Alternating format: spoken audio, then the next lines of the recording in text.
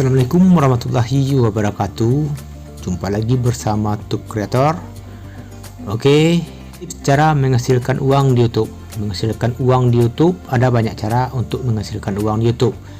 Anda dapat mempelajari cara kerja sama dengan brand untuk menghasilkan uang melalui kemitraan brand. Anda juga dapat berpartisipasi dalam program partner YouTube atau YPP yang merupakan kunci untuk mengaktifkan monetisasi melalui bagi hasil dari iklan dan fitur monetisasi lainnya. Ada beberapa pendapatan iklan. Dapatkan pendapatan iklan dari iklan display, overlay, dan video. Jadi mari kita lihat dari mana saja kita mendapatkan penghasilan dari YouTube. Jadi penghasilan di YouTube tersebut bisa kita dapatkan dari RPM, dari iklan, dari RPM, dari CPM-nya juga. Jadi situ akan meningkatkan pendapatan teman-teman semuanya. Nah, jadi sini kita lihat pahami analisis pendapatan iklan. Nah, jadi kita akan memahami analisis pendapatan iklan ini. Yang saya buat videonya ini adalah ilmu yang didapatkan dari pihak YouTube dan saya bagikan ke teman-teman semuanya. Mungkin teman-teman tidak menemui ilmu yang seperti ini, biar saya memutar videonya dan silakan teman-teman untuk mendengarnya dan menontonnya. Oke, yang baru bergabung pada Tube Creator ini, jangan lupa klik like dan subscribe-nya, dan jangan lupa pula diaktifkan tanda loncengnya supaya mendapatkan notifikasi lainnya untuk bisa melihat pelajaran-pelajaran tentang per-YouTubean di sini. Oke, pahami analisis pendapatan iklan. Anda dapat memeriksa pendapatan YouTube dari kinerja saluran dengan metrik di YouTube Analytics. Beberapa metrik tampak serupa, tetapi perbedaannya penting untuk memahami pendapatan iklan YouTube Anda. Jadi di sini mengatakan analitik itu tampaknya sekilas analitik itu sama, tapi itu terjadi perbedaan. Itu gunanya adalah untuk mengetahui perkembangan channel kita sendiri. Jadi RPM, apa dimaksud dengan RPM? Jadi pendapatan kita bisa berasal dari RPM, dan apa yang dimaksud dengan RPM tersebut? Oke, RPM adalah pendapatan per 1000. RPM adalah pendapatan per 1000 atau RPM adalah metrik yang menunjukkan berapa banyak uang yang Anda peroleh per 1000 penayangan video. RPM didasarkan pada beberapa sumber pendapatan termasuk iklan, langganan channel, pendapatan YouTube Premium, Super Chat, dan Super Sticker. Jadi untuk meningkatkan RPM ini, kita sebaiknya masuk langganan channel, pendapatan YouTube Premium, Super Chat, dan Super Sticker. Kalau kita pemula, kita bisa juga melakukan yang pertama-tamanya adalah melakukan Super Chat. Jadi kita aktifkan Super Chat kita. Mengapa RPM saya lebih rendah dari CPM saya? Nah, jadi kenapa ada yang bertanya mengapa RPM itu lebih rendah daripada CPM? Jadi kita lihat, ini jawabannya. RPM lebih rendah dari CPM karena RPM dihitung setelah bagi hasil YouTube. Jadi dihitung setelah bagi hasil YouTube. Dan setelah itu mencakup semua penayangan, termasuk yang tidak dimonetisasi. Jadi jumlah pendapatan yang Anda hasilkan tidak diubah sebagai bagian dari penambahan metrik PPS. Jadi RPM itu adalah dihitung setelah bagi hasil. Semua penayangan termasuk yang tidak dimonetisasi, itu termasuk pada RPM. Misalnya lamanya penayangan, penonton menonton video kita itu masuk dalam penghitungan RPM. Jadi ada RPM, ada CPM. Apa perbedaan antara RPM dan CPM? Mari kita ikuti videonya sampai selesai, karena di sini adalah momen-momen yang sangat penting diketahui bagi YouTuber, terutama YouTuber pemula. Jadi apa perbedaan antara RPM dan CPM? Kalau CPM adalah biaya per 1000 tayangan iklan sebelum bagi hasil YouTube. Jadi CPM adalah biaya per 1000 tayang iklan sebelum berbagi dengan YouTube. Itu dimaksud dengan CPM.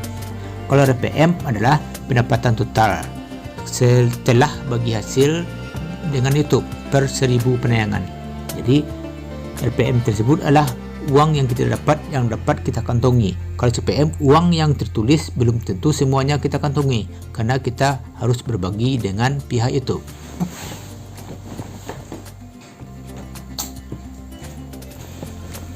Nah, itu perbedaan antara CPM dan RPM.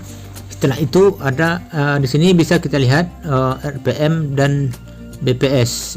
BPS ini maksudnya mungkin CPM ini. Kalau RPM, metrik yang berfokus pada kreator, mencakup total pendapatan yang dilaporkan di YouTube Analytics termasuk iklan, YouTube Premium, langganan channel, super chat, dan super sticker, termasuk jumlah total penayangan dari video. Jadi termasuk yang tidak dimonetisasi, pendapatan aktual yang diperoleh setelah bagi hasil. Nah, itu namakan CPM. Kalau CPM adalah metrik yang berfokus pada pengiklan, hanya mencakup pendapatan dari iklan, dan YouTube Premium hanya mencakup penayangan dari video yang dimonetisasi, yaitu iklan ditampilkan. Laba setelah itu laba sebelum bagi hasil. Nah, itu perbedaannya. Mengapa RPM itu penting? RPM itu merupakan hal yang penting bagi seorang YouTuber, karena RPM memungkinkan kita melihat berapa banyak uang yang kita hasilkan per 1000 tampilan. Ini juga membantu untuk memahami seberapa efektif monetisasi secara keseluruhan. Jadi kita bisa memantau bagaimana keadaan RPM kita, dan kita bisa untuk meningkatkan pendapatan kita, untuk kita bisa meningkatkan perkembangan channel kita. Setelah itu bagaimana bisa supaya kita bisa meningkatkan RPM. Bagaimana supaya kita bisa dapat meningkatkan RPM? Untuk meningkatkan RPM harus meningkatkan pendapatan total. Jadi berikut beberapa langkah untuk memaksimalkan RPM. Yang pertama, aktifkan monetisasi di semua video. Jangan lupa, jangan sampai tertinggal untuk memonetisasi semua video. Ini bagi yang sudah bergabung pada YPP. Setelah itu, aktifkan semua format iklan. Jadi semua format iklan, overlay yang seperti yang katakan tadi sebelumnya, itu harus diaktifkan. Aktifkan iklan di posisi yang memenuhi syarat, misalnya paruh putar.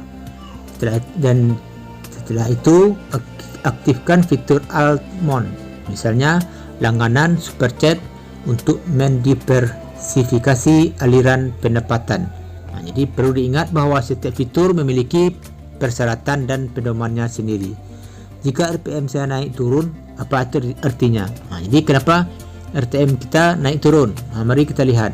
RPM adalah snapshot dari tingkat di mana kita menghasilkan uang di YouTube. Jika naik, itu berarti menghasilkan lebih banyak uang untuk setiap 1000 tampilan. Dan jika turun, mungkin menghasilkan lebih sedikit. Perhatikan bahwa RPM mungkin turun jika ada peningkatan penayangan yang tidak dimonetisasi. Jadi kenapa RPM-nya turun? Mungkin ada penayangan yang tidak dimonetisasi meskipun pendapatannya sama. Apakah RPM naik atau turun? Apakah RPM ini naik atau turun? Ini merupakan indikasi yang baik tentang apa yang berhasil atau tidak dalam strategi pendapatan. Jadi apabila turun, berarti kita tidak berhasil dalam strategi pendapatan. Jadi kita berusaha lagi untuk meningkatkan strateginya. Dan memahami apa yang mempengaruhi RPM dapat membantu mengidentifikasi peluang untuk meningkatkan strategi monetisasi. Itu bisa kita meningkatkan lagi. Apa yang tidak diberitahu RPM tentang pendapatan? Apa yang tidak diberitahukan RPM tentang pendapatan?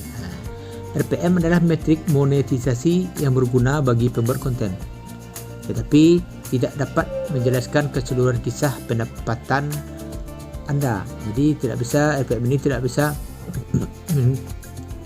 RPM ini adalah berguna untuk bagi para pembuat konten atau para YouTuber, tetapi tidak bisa menjelaskan keseluruhan pendapatan kita sebagai YouTuber.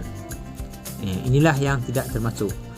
Pendapatan yang diperoleh dari penjualan merchandise atau penggunaan galeri merchandise.